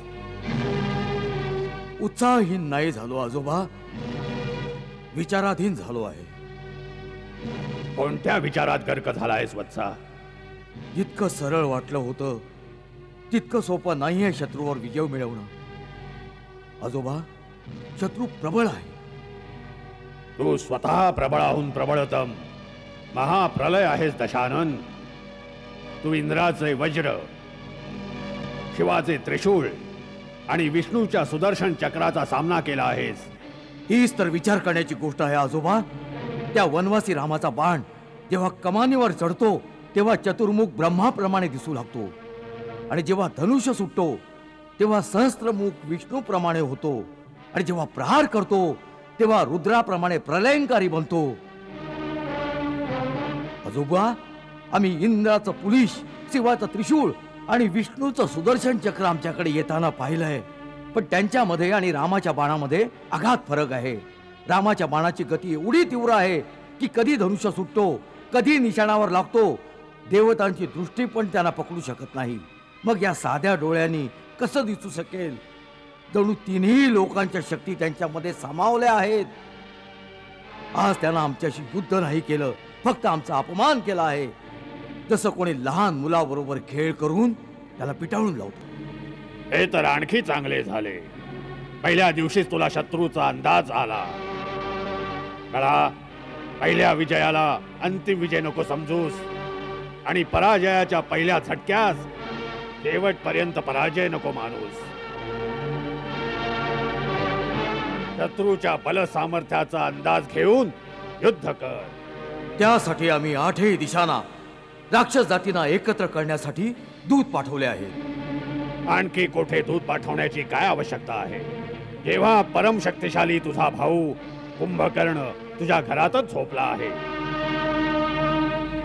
हीच वेळ आहे त्याला जागव.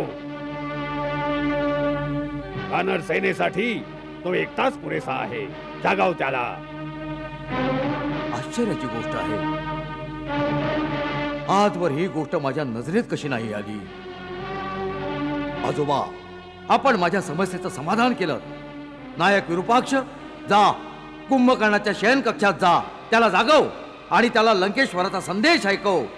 आज लंकेला कुंभकर्णाची आवश्यकता भासत आहे. जा.